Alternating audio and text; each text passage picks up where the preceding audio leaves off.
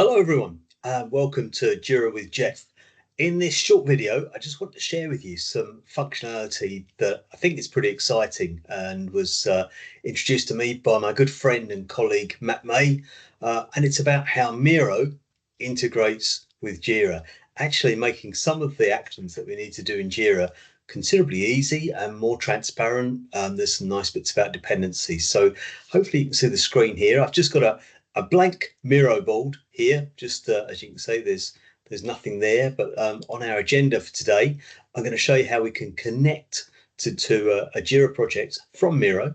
We can create Jira issues in Miro, and they'll be replicated in our Jira board. We can import that Jira board and display it in real time in our Miro board. We can update them, etc., etc. We're going to have some dependencies here. We're going to add sizing and allocate ownership of some of these items as well. Okay, so I've got my blank Miro board here. I've got a dummy project in Jira just called Training Scrum Board, TSB, with nothing in it, as you can see at the moment. So I guess the first thing we need to do is to create some items on our board. Let's grab a bit of free space. Let's create some post-its. You can imagine you've had a brainstorming session with the team and you've come up with some ideas of things that will be translated into tasks or stories in your new Jira project. Let's grab a feature I really like here is the sticky stack. So to create lots of post-its, we can just pull one off of the stack of post-its there and type in. Let's call this story number 1. Let's grab another one. This is story 2. Maybe another one. I think you can tell what this one's going to be called. Story 3. That'll do for now. We can add more as we go. So there are 3 stories, and we want to import those into our Jira project. So I'm going to use the grab all 3 tickets with the shift and do that. And you can see up in the top left hand corner we've got this little Jira icon there, convert to Jira issues. Okay, so I'm doing all 3 at once. I could do them one at a time. I could make them different types of things. I could make some stories, some bugs, some tasks, etc., or even epics, but I think I'll just take these through as a 3 user story. So let's click on that little icon. We get this pop up to the left hand side. It's asking us to convert all 3 issues. Now it's pre-populated this because I've been having a bit of a practice, as you might expect, with my training Scrum board, but we could pick any one of the projects that you have rights to in Jira and allocate them there. And if I take that out for a second, you see it will come up with this big list. If I just start typing in a T, wait for it. Maybe I have to have a minimum there.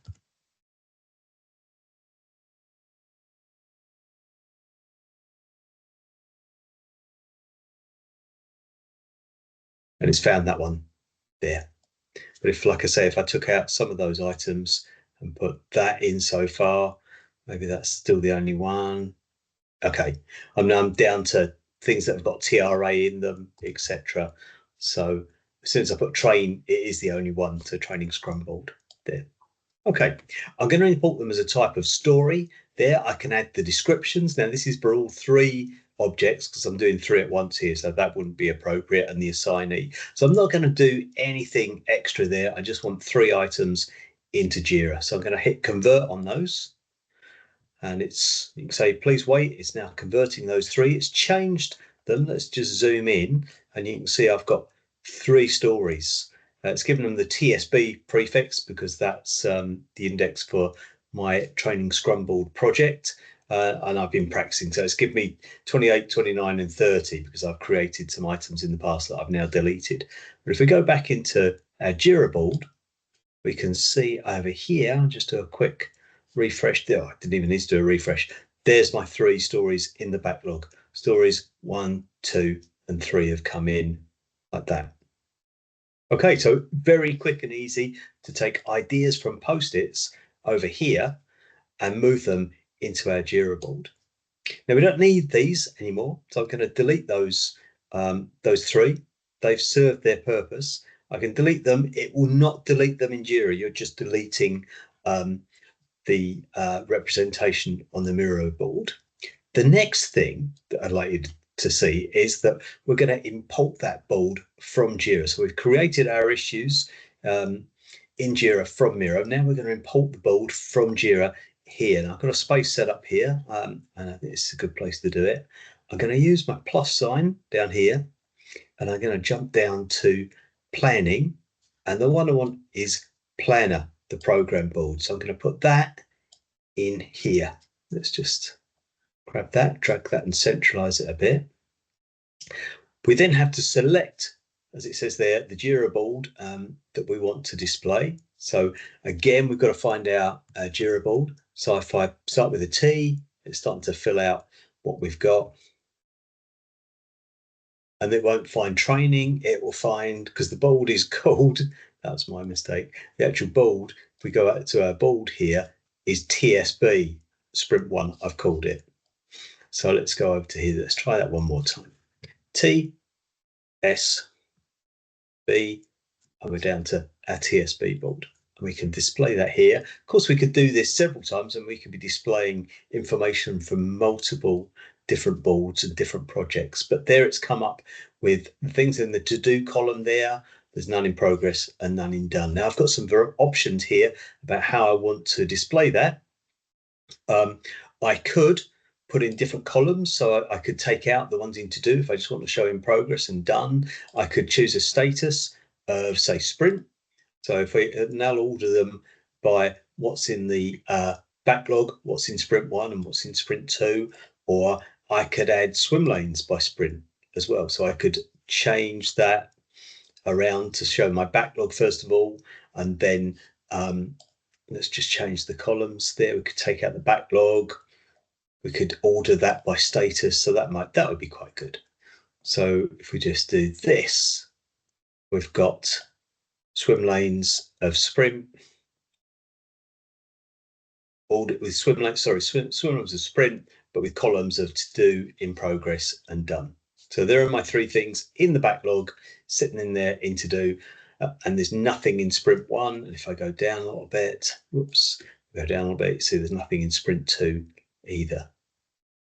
Okay, and that absolutely reflects what we've got in our backlog over here. Everything in backlog, in the backlog here, nothing in sprints 1 and 2. So how about we just grab something and put that into our first sprint, as we would do in Jira. So I've taken one of the stories. Come on. There it goes. Let's confirm that. It's going to move it from our backlog. And this is the kind of thing you do regularly in Jira. Let's put that into sprint 1. Let's jump back into the Miro board and let's update our board. Now I've just clicked on this board here, and all I have to do is sync it with Jira's user icon there. So let's sync that. We should now see story 1 is now part of sprint 1. Okay, so that again is reflecting exactly what we've seen in Jira. So now let's do that the other way around.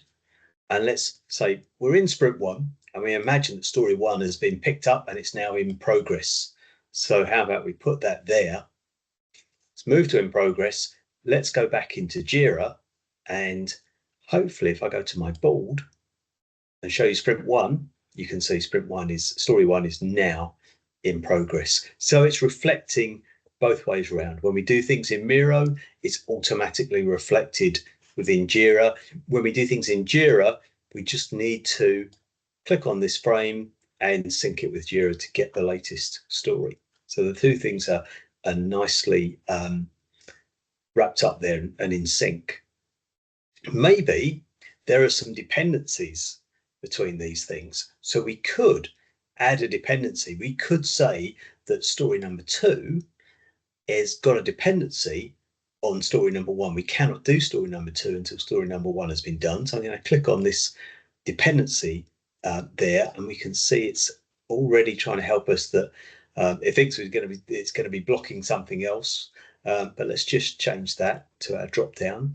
Story 1 blocks story 2. And if we save that to Jira now, so we're saying that story 1 has to be completed before we can do story 2. If we save that to Jira, that dependency, it draws it onto our map like this, which is quite onto our board like this, but also we've got that dependency in there. If I was to have a look at story 1 in detail, it would show a dependency there as well. It's just,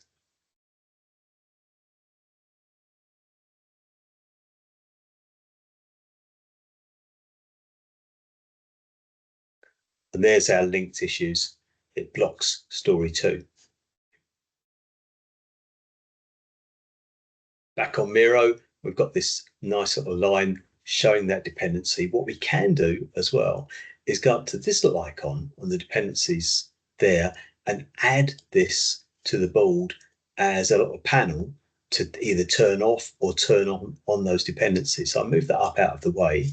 Now, if I remove dependencies, you don't see that, but if any time you want to see the dependencies between different items there, we do show now, and it draws it on the board and brings up this panel.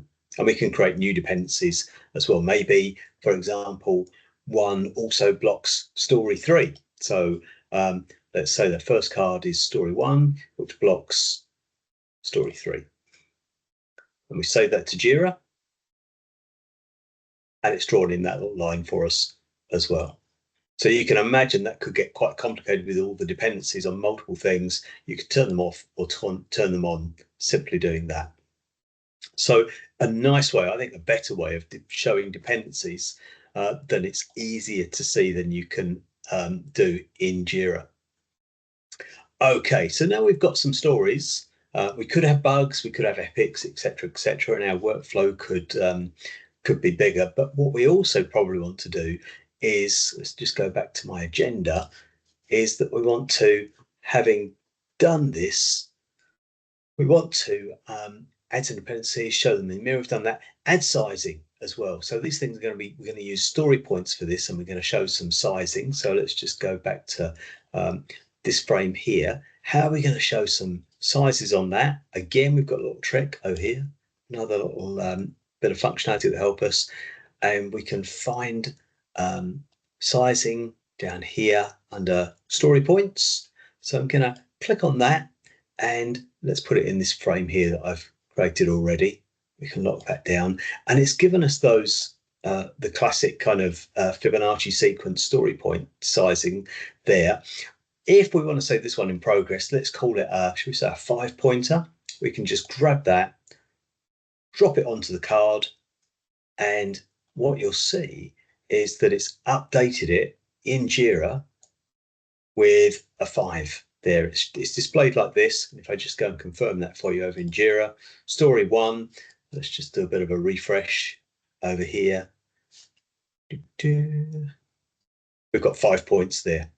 Okay, so we've allocated some sizes. Let's just do that again for some of the other ones there. Perhaps these ones in the backlog have been sized, and we've said, let's say story 2 is an 8, for example, and story 3 is a 3-pointer. So that again is being reflected in Jira. What we haven't got is who's actually working on these things. And we've got something in progress, so hopefully somebody's owning this. So we need to add the people to this. So let's again grab one of our little icons here, and the one we want here is people. So let's just pop this in this frame that you don't have to put it in a frame, it's just an easy way for me to find these things afterwards. It's worked out that I'm the only person on this project, so it's got my name there already. So again, just as we did with the numbers, if we want to allocate this piece of work to me, I should do that. And it's down there, Jira is up to date. And sure enough, if I go over into Jira, you'll see that it will put my name next to it there. It's assigned to Jeff Goddard. Okay, so there's lots of things you could do here. You could pull these cards out into different areas of the board if you want to. This is, you can virtually sort of take a copy of these and use them in another way if you want to represent them in some other format and show them things that are connected with a certain piece of functionality, or you wish to discuss them and so on. So there's lots of things that you can do there. But it doesn't matter what you do with those cards. If you sync it with Jira, it'll populate them again back on this board just the way they would be. So you effectively got duplicates over here that you could go and discuss, or use in another way to better represent what you're discussing. And if we delete those two here, let's just grab those two. You're not going to delete anything out of Jira. Okay, so you cannot delete things from Jira. One more piece of information that I did want to share with you is how you can update the Jira ticket here within Miro. So if I pick this particular card, say story 2 that we're interested in, we want to add some details. I could use this icon to go off to the source. So this will take me to Jira. It'll open up a new Jira window and take me straight to the details of story 2, where I can add in all the usual extra notes that we need. Or for some basic stuff, I can double click on it and it'll open up a sort of editing window by the side here. So I could add a bit of a description, more details, story 2 stuff, etc. I could add the assignee from here as well, or maybe assign it to an epic if there was one, and so on. So I can update some of the detail from here. And if I click update, it will update Jira. Again, I could go off to the source and it will take me into Jira if there were fields that were unavailable to me there. But there's some basic stuff that I might want to update there. So let's just quickly update that. And it's updated that within Jira. So if I go to story 2 in Jira, over here, we'll have some extra detail there once it's been updated. So let's just quickly, it was there already, wasn't it? But there, more details, story 2 stuff. Great. So really good two-way integration. I hope you found that useful. There's probably lots of other things that we can do with this, but in the meantime, I think certainly for dependencies, ease of use, especially for people that find Jira painful to use, it can be, quite a boon to our productivity. So have fun with that. If you find some other features that I haven't covered, I would love to hear about them. In the meantime, good luck.